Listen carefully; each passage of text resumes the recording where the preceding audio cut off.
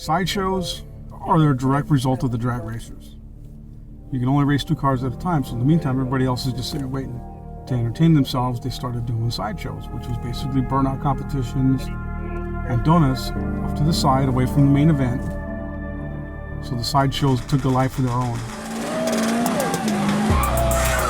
People block an intersection. Several cars go into the middle and perform burnouts and other stunts, all for notoriety.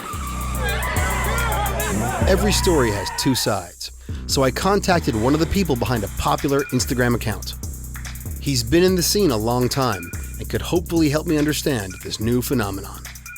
Street racing and that car scene of the takeovers is totally 2 different things.